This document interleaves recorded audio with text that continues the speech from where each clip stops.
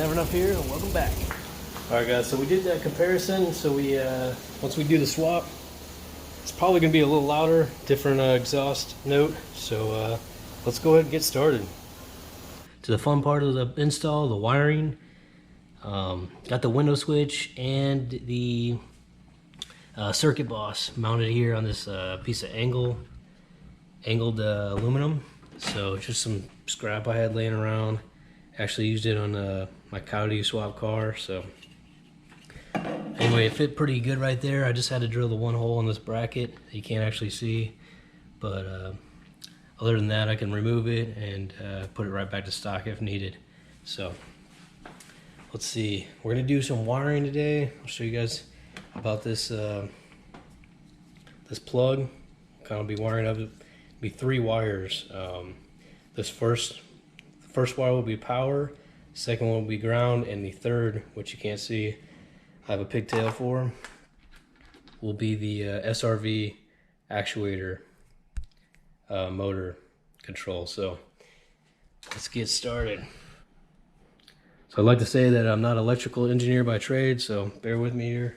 Just working on the garage. But we're just going to be soldering a few wires and go from there.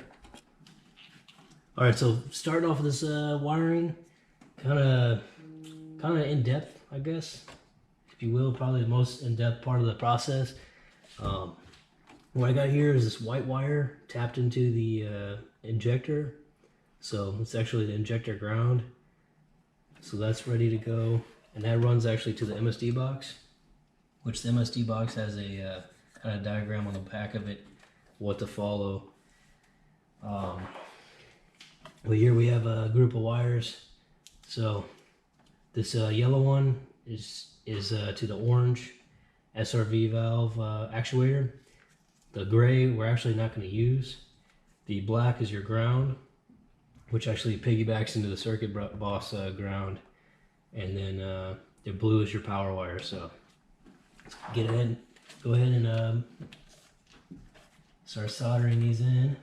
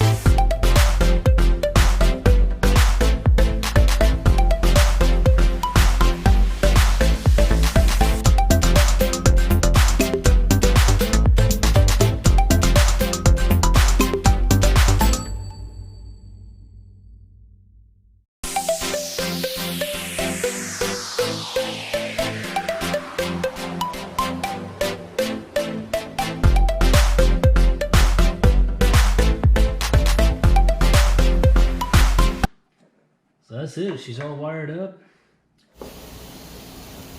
Alright guys, let's go through some of the parts needed for the swap. Alright, main piece is the intake manifold. Part number right there, 681-907-15AC. So these were actually on back order for a while. We got ours in. It took about a month. See, ported both the actual intake and the ports. So there's that. Next up, MSD Box. It's a window switch. So RPM activated window switch. You also use this for nitrous. There's the part number 8969. So next up is the Cirkit Boss. So there's a part number for that, 70213. And then you got the 6.4 intake manifold elbow. So this actually goes into stock air box. Fits perfectly. Comes with a new IAT sensor. So that's a plug and play. And then last but not least, kind of what makes the 6.4 manifold unique is this SRV valve. There's your part number right there, 0503-8529AC. So short runner valve.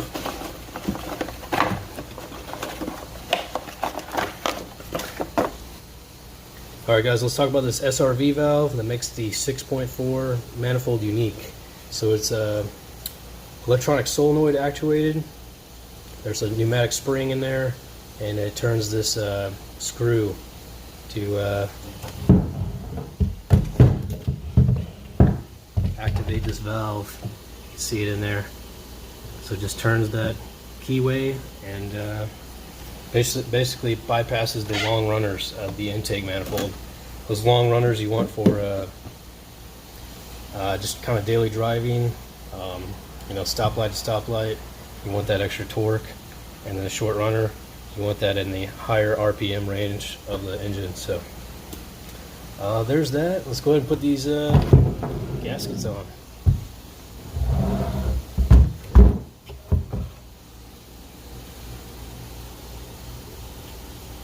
These should actually seal, unlike the previous intake.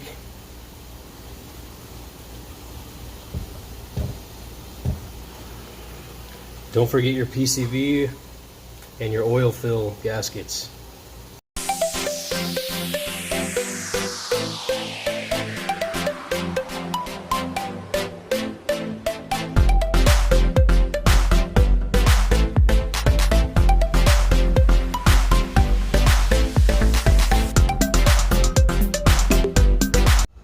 So one of the differences from the 5.7 to the 6.4 is the actual map sensor.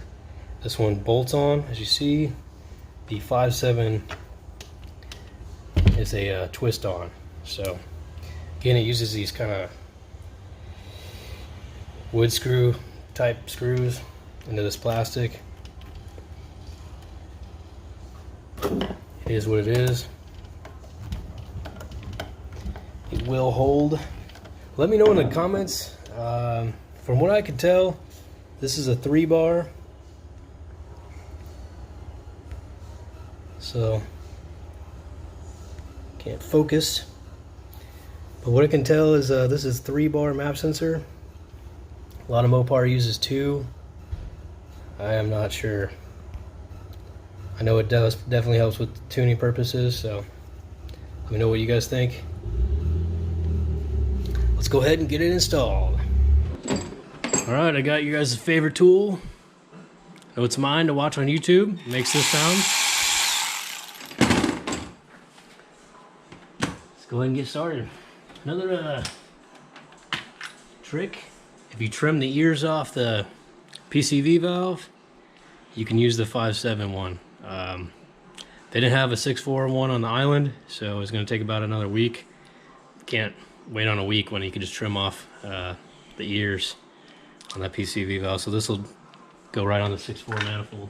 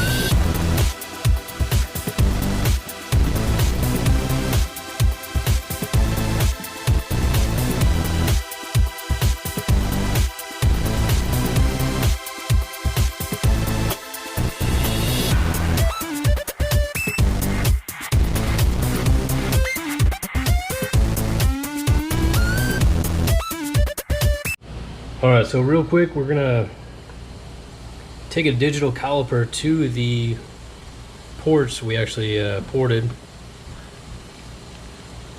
Again, mild port job.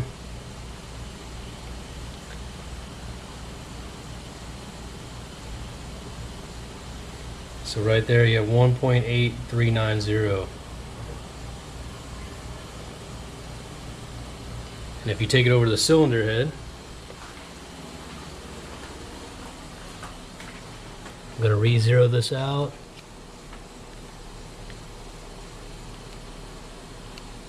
Bear with it, it's a Harbor Freight piece, so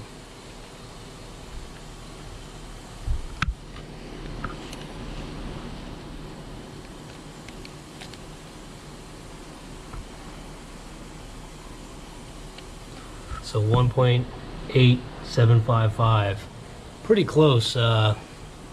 Ideally you want them exact port matched, but you know, within that thousandths of an inch or whatnot, it's not going to be a huge deal. These, as you can see, these ports on the 2009 and up Eagle cylinder heads are actually pretty beefy. Not a whole lot of room for improvement in here, unless you have a bigger displacement stroker kit or whatnot. These are said to flow 14% more than the 08 and later heads, and I think 24% more than a LS1 head. So not bad at all. So there's actually a lot of potential for these. That's kind of why we're doing the active runner intake. So let's go ahead and bolt it on.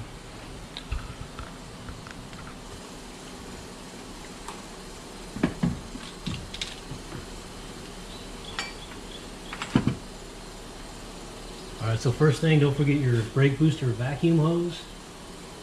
Just goes in the back.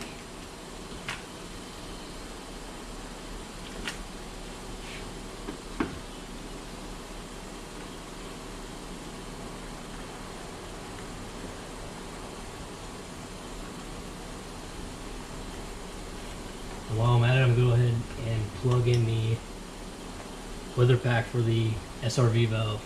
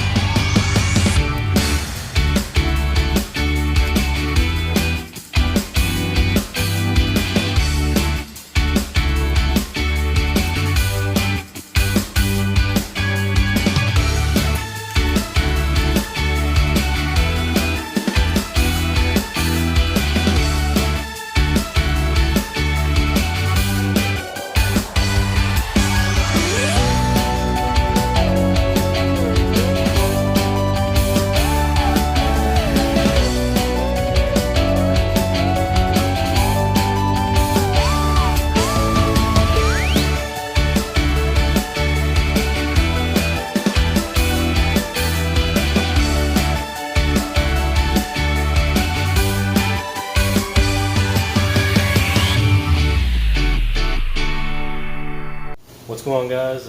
Welcome back. It's the next day here. Got the charger out. Show you guys what you kind of missed. So went ahead and Loctited all the bolts for the intake manifold. So that's what Mopar calls for. It's 108 inch-pounds is the torque. I went through and made sure all of them were torqued. I think it's 10 bolts. I did have to extend my map sensor harness. I thought I was going to get away with it, but see, I did end up extending it. This is the 5.7 map sensor, so you can see my arrangement to get it kind of secure. That's definitely factory. There's a fender washer, a nut, and then a machine screw, just until I get the 6.4 map sensor in. I did it's handy to have a multimeter, so I did find out, even with key off, this this battery block is always powered. So as you can see, it always has power.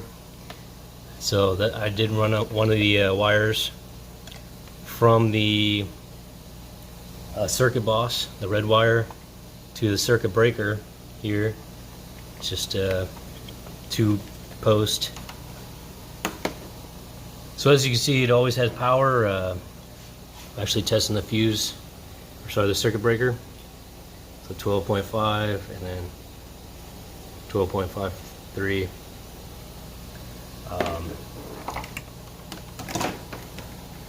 Another part that came in handy is actually just tap a circuit fuse holder. Basically insert a fuse. Busman makes them as well. It's basically just this little pigtail. It's got the 2 fuses at the end of it, and it allows you to kind of piggyback off that fuse holder.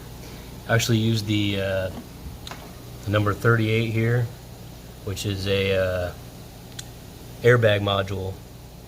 So worked pretty well. I tested it when the key is on. It has 12 volts. So, and then you tap that into your pink wire of your Cirkit Boss. Here's their Cirkit Boss. It's just 4 fuses. We're not going to use them all, but see how they're kind of labeled in there.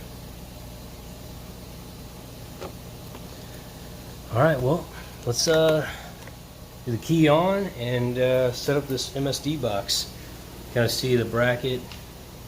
It holds MSD Window Switch, the circuit breaker, and the Cirkit Boss. So let's go ahead and fire it up. We'll do a cold start. Yeah, it's kind of earlier in the morning, so.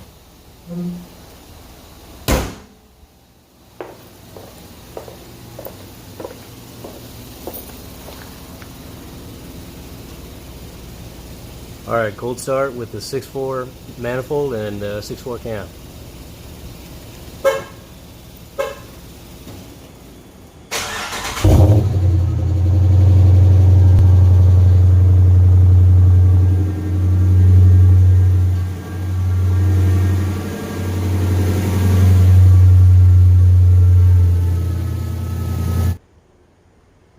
Alright guys, got the MSD installation instructions here. So there you go, kind of read through it. We're going to go with cylinder 1 cylinder. This program is used for individual coil per cylinder systems such as GM LS1 engines and 99 up Mustangs. Alright guys and gals, got the MSD window switch here. So RPM off is going to be 48. So bear with me here.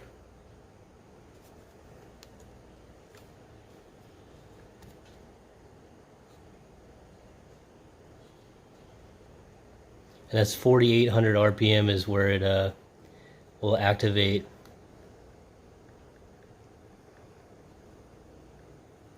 And I believe this is on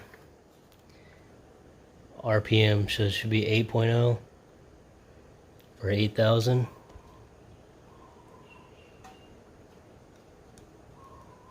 I think we got it all set. Cross our fingers. We'll check it out on the dyno. That's kind of only way to know for sure.